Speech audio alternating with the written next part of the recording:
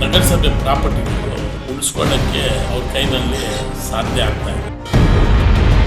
ಬೇರೆಯವರು ಅಕ್ರಮವಾಗಿ ಹಾಕ್ಕೊಂಡಿದ್ರು ಕೋರ್ಟ್ನಲ್ಲಿ ಕೇಸ್ ಇದೆ ಅದು ಇದು ಅಂತ ಕಾಲ ಕಳೆದು ಅವರು ಕೈ ತೊಳ್ಕೊಳ್ತಾ ಇದ್ದಾರೆ. ನಗರಸಭೆಗೆ ಆದಾಯ ಬರುವಂಥದ್ದು ಒಂದೂ ಕೆಲಸ ಕಾರ್ಯಗಳು ತಗೊಳ್ತಾ ಇಲ್ಲ. ಬರೀ ಅಪ್ಲಿಕೇಶನ್ಸ್ ಕಾಲ್ ಮಾಡಿದ್ದಾರೆ, 700 ಅಪ್ಲಿಕೇಶನ್ ಬಂದಿದೆ. ಈವರೆಗೂ ಅದಕ್ಕೆ ₹1 ಕನೆಕ್ಷನ್ ಮಾಡಿ. ಇವ್ರು ಇರೋದು ಯಾಕಂದರೆ ಹಳೆ ಬಿಲ್ಸ್ ಇದೆ ಅಲ್ಲ, ಅದೆಲ್ಲ ರೋಲ್ ಕಾಲ್ ಮಾಡಿಕೊಂಡು ಏನೋ ಮಾಡ್ಕೊಂಡು ಹೊರಟೋಗ್ಬಿಡೋಣ, ಹಳೆ ರೇಟ್ ಬಿಲ್ ಹಾಕ್ಕೊಂಡು ಅಂತೇಳಿ. ಬಸ್ ಮಂಜು ಆಗಲಿ, ಅನಿಲ್ ಆಗಲಿ, ಮನೋಹರ್ ಮಿಸಸ್ ಆಗಲಿ, ಸಾಯಂಕಾಲ ಅವ್ರಿಗಿದ್ದು ಅವ್ರ ಮೇಲೆ ಇವ್ರ ಮೇಲೆ ಎತ್ಕಟ್ಕೊಂಡು ಬೆಳಿಗ್ಗೆ ಓಡೋಗಿದ್ದಾನೆ. ಇಂಥ ವ್ಯಕ್ತಿಗಳ ಜೊತೆ ನಾವು ಕೆಲಸ ಮಾಡೋಕ್ಕಾಗಲ್ಲ. ದೇಶ ಸಮಯ ಕಳೀಬೇಕು, ಹೋಗ್ಬೇಕು. 27 ಕೌನ್ಸಿಲರ್ಸ್ ಇದ್ದಿದ್ದು ಅಪ್ಗ್ರೇಡ್ ಮಾಡಿ 31 ಸದಸ್ಯರು ನಗರಸಭೆ ಅಂತೇಳಿ ನಾವು ಪ್ರಯತ್ನ ಮಾಡಿ ಆ ಟೈಮ್ನಲ್ಲಿ ಜನಸಂಖ್ಯೆ ಆಧಾರದ ಮೇಲೆ 2011 ನಗರಸಭೆ ಮಾಡಿದ್ವಿ. ನಗರಸಭೆ ಮಾಡಿರುವುದು ಉದ್ದೇಶ ಏನಂದ್ರೆ, ಸಿಲ್ಘಟ್ಟ ನಗರದಲ್ಲಿ ಸರ್ಕಾರದಿಂದ ಅನೇಕ ಸೌಲಭ್ಯಗಳು ತಾವು ಕ್ಯೂಬಲ್ಲಿ ತಕೊಂಡು ಬರ್ಬೋದು. ನಗರಕ್ಕೆ ಸರ್ವಾಸ್ತ ಜನರು, ಸಮಸ್ತ ಜನರಿಗೆ ನಾವು ಏನೇನು ಸೌಲಭ್ಯಗಳು ಕೊಡಬೇಕಾಗಿದೆ ಆ ಮೂಲ ಸೌಲಭ್ಯಗಳು ಕೊಡ್ಬೋದು ಅಂತ ಒಂದು ಗುರಿ ಇಟ್ಕೊಂಡು ನಾವು ನಗರಸಭೆ ಮಾಡಿದ್ವಿ. 31 ಸದಸ್ಯರು ಮಾಡಿ ರಾಜಣ್ಣ ಪೀರಿಯಡ್ನಲ್ಲಿ MLA ಇದ್ದ ಟೈಮ್ನಲ್ಲಿ ನಗರದಲ್ಲಿ ಕಣ್ಣಿಗೆ ಕಾಣದಂಗೆ ನಾವು ಕೆಲಸಗಳು ಮಾಡಿ ಜೊತೆಯಲ್ಲಿ ಶಾಮೀಲಾಗಿ 4 ಬಿಲ್ಡಿಂಗ್ ಆಗ್ಬೋದು. 4 ಬಿಲ್ಡಿಂಗ್ಗೆ ಜಾಗ ನಿಗದಿಪಡಿಸಿದ್ದು ಮುನ್ಸಾಮ್ ಪವರ್ ಪೀರಿಯಡ್ನಲ್ಲಿ.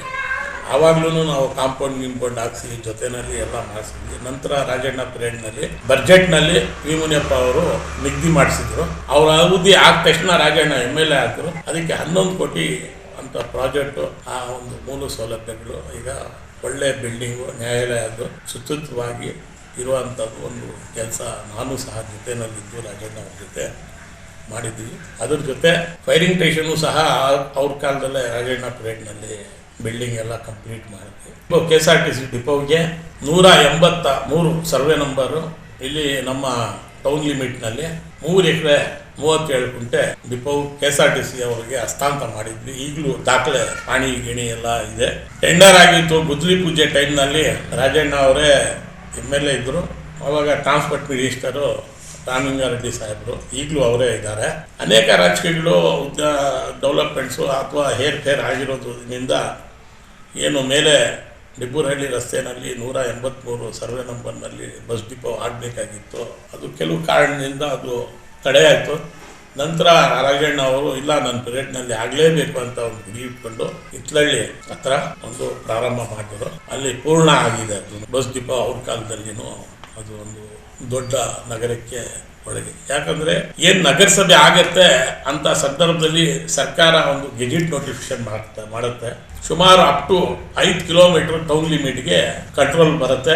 ಅದು ಅಂಡರ್ ಬರುತ್ತೆ, ನಗರಸಭೆ ಅಂಡರ್ ಬರುತ್ತೆ. ಈ 5 ಕಿಲೋಮೀಟರ್ ಸರೌಂಡಿಂಗು ನಮ್ಮ ನಗರಸಭೆ ಆಡಳಿತ ಅಧಿಕಾರಿಗಳು, ಆಡಳಿತದಲ್ಲಿ ಇರೋ ಸದಸ್ಯರು ಎಲ್ಲರೂ, ಅಧ್ಯಕ್ಷರು ಎಲ್ಲರೂ ಗಮನ ಇಡಿಸ್ಬೇಕು. ನಗರಕ್ಕೆ ಬೇಕಾಗಿರೋ ಅಂಥ ಸೌಲಭ್ಯಗಳು ನಾವು ಅಧ್ಯಕ್ಷರು, ನಾನು ಇದ್ದಿದ್ದಲ್ಲಿ ನಾನು ಮುದ್ದಾಮಾಗಿ ಪರಿಶೀಲನೆ ಮಾಡಿ MLA ಇರಲಿ, ಆಮೇಲೆ ಜಿಲ್ಲಾ ಉಸ್ತುವಾರಿ ಸಚಿವರಾಗಲಿ ಆ ಟೈಮ್ನಲ್ಲಿ ರಾಜಣ್ಣ ಪೀರಿಯಡ್ನಲ್ಲಿ 2016, 17, 18, 19ನಲ್ಲಿ ನಾವು ಗಮನಕ್ಕೆ ತಗೊಂಡು ಬಂದು ಎಲ್ಲ ಒಂದು ಮೂಲ ಸೌಲಭ್ಯಗಳು ಕೆಲಸಗಳು ಮಾಡಿರೋದು ಉದಾಹರಣೆ.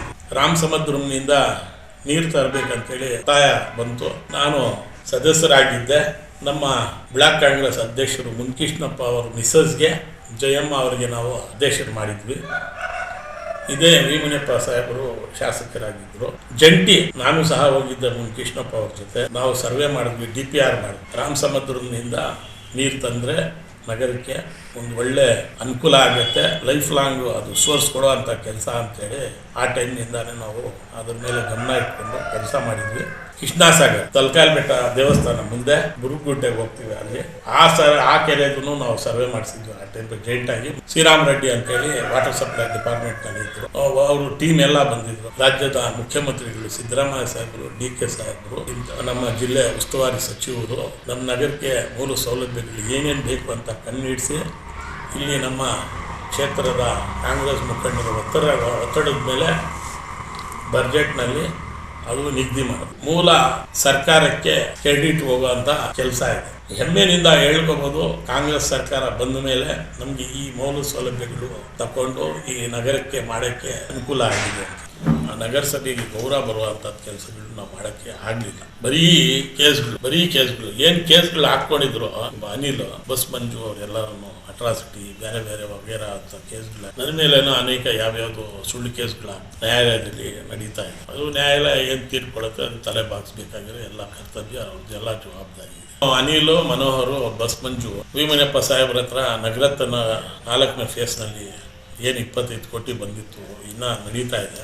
ನಮ್ಮ ಗಮನಕ್ಕೆ ಇಲ್ದಂಗೆ ನಾನು ಹೇಳಿದ್ದೀನಿ ಅವ್ರು ಭೀಮನಪ್ಪ ಸಾಹೇಬರಿಗೆ, ಆಯಿತು ನಾನು ಮಾತಾಡಿ ನೋಡಿಕೊಂಡು ಇವರೆಲ್ಲ ಅವರು ಮಾತುಗಳಿಗೆ ಹೂ ಕೊಟ್ಟು ಆಕ್ಷನ್ ಪ್ಲಾನ್ಗೆ ಸಿಗ್ನೇಚರ್ಸ್ ಇವರು ಯಾರು ಅನಿಲ್, ಬಸ್ ಮಂಜು, ಮನೋಹರ್ ಎಲ್ಲ ಮುಸ್ಲಿಮ್ಸು, ಹಿಂದೂ ಮುಸ್ಲಿಮ್ಸ್ ಅಂತ ಸುಮ್ಮನೆ ಎತ್ಕಟ್ಟಿ ಇದಕ್ಕೆಲ್ಲ ಅಭಿವೃದ್ಧಿಗಳಲ್ಲಿ ಈ ಪದಗಳು ಉಪಯೋಗ ಮಾಡಿಕೊಂಡು ಮಿಸ್ಯೂಸ್ ಮಾಡೋದು ಊರಿಗೆ ದುರ್ದೃಷ್ಟ. ಜಿಲ್ಲಾ ಉಸ್ತುವಾರಿ ಸಚಿವರು ಎಲ್ಲರೂ ಸಹ ಭಾಳ ಇಂಟ್ರೆಸ್ಟಾಗಿ ನಗರಸಭೆ ಹ್ಯಾಂಡ್ ಓವರ್ ತೊಗೋಬೇಕು, ಒಂದು ಒಳ್ಳೆ ಕೆಲಸ ಮಾಡಿಸೋಣ ಅಂಥೇಳಿ ಒಂದು ಮನಸ್ಸಿನಲ್ಲಿತ್ತು. ಅದಕ್ಕೆಲ್ಲ ಸಾಥ್ ಕೊಟ್ಟಿಲ್ಲ.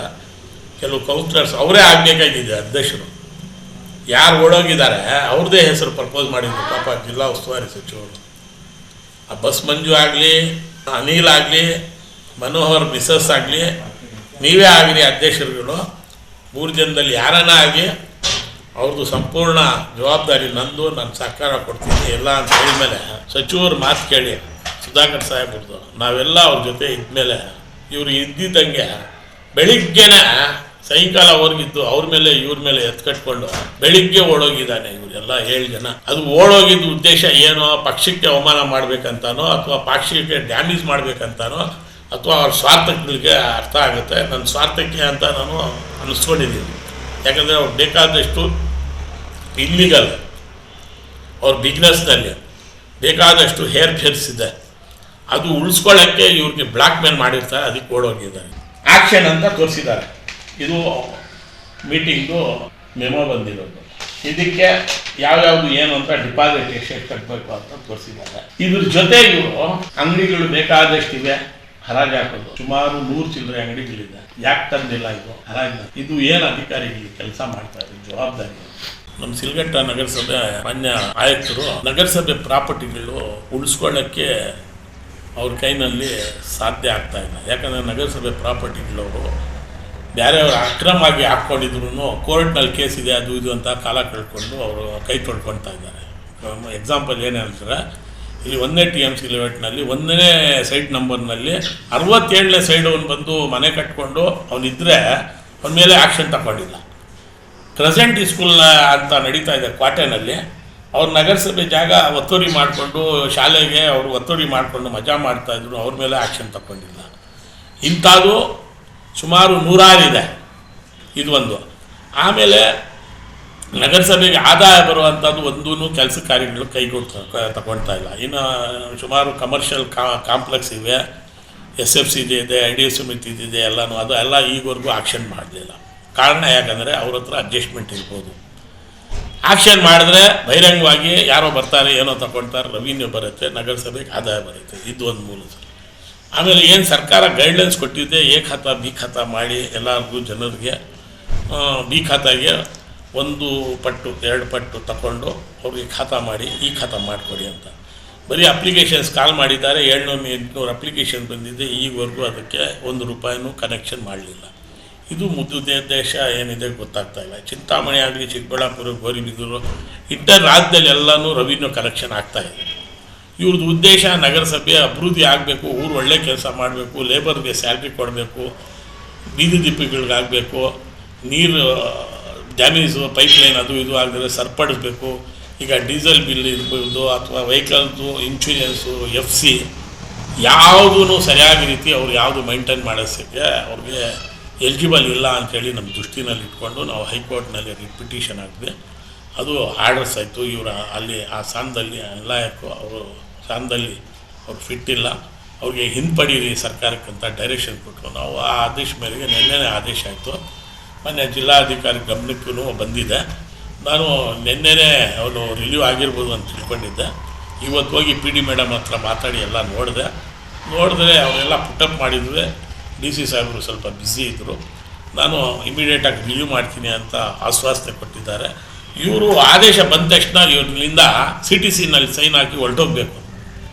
ಇವ್ರು ಇರೋದು ಯಾಕಂದರೆ ಹಳೆ ಬಿಲ್ಸ್ ಇದೆ ಅಲ್ಲ, ಅದೆಲ್ಲ ರೋಲ್ ಕಾಲ್ ಮಾಡಿಕೊಂಡು ಏನೋ ಮಾಡ್ಕೊಂಡು ಹೊರಟೋಗ್ಬಿಡೋಣ ಹಳೆ ಡೇಟ್ಗಳು ಹಾಕ್ಕೊಂಡು ಅಂಥೇಳಿ. ಈಗ ನಾನು ಹೋಗಿ ಅಲ್ಲಿ ಪ್ರಸ್ತಾಪ ಮಾಡಿದ್ರೆ ಈಗ ಅಪೋಸಿಷನ್ನಲ್ಲಿ ಇರೋದು ನಾವು. ಸಿಟ್ಟಿಂಗ್ ಅಧ್ಯಕ್ಷರ ಜವಾಬ್ದಾರಿ. ಸಿಟ್ಟಿಂಗ್ ಅಧ್ಯಕ್ಷರಿಗೆ ಬೆಳಿಗ್ಗೆ ಹೇಳಿದೆ ನಾನು, ನೋಡಯ್ಯ ಏನಾನ ಮಾಡ್ತಾಯಿದ್ದು, ನೀನು ಹೋಗಿ ಕೂತ್ಕೊಂಡು ನಿಂದು ಆರ್ಡರ್ಸ್ ಹಾಕ್ಬಿಟ್ಟಿದ್ದು ಹೊರಟೋಗ್ಬಿಡಪ್ಪ ಅಂತ ಹೇಳಿ, ಇಲ್ಲಾಂದರೆ ಹಳೆ ಫೈಲ್ಸ್ಗೆ ಎಲ್ಲ ಹಳೆ ಡೇಟ್ಗಳು ಹಾಕ್ಕೊಂಡು ಏನೋ ಮಾಡ್ಕೊಳ್ತಾನೆ, ನಾಳೆ ನೀನು ಉತ್ತರ ಕೊಡಬೇಕಾಗತ್ತೆ ಅಂತಲೂ ನಾನು ಅವ್ರು ಎಚ್ಚರಿಕೆ ಕೊಡ್ತ. ಆಯಪ್ಪ ಒಂಥರ ಬೇಜವಾಬ್ದಾರಿಯಾಗಿ ಇದ್ಬಿಟ್ಟಿದ್ದಾನೆ.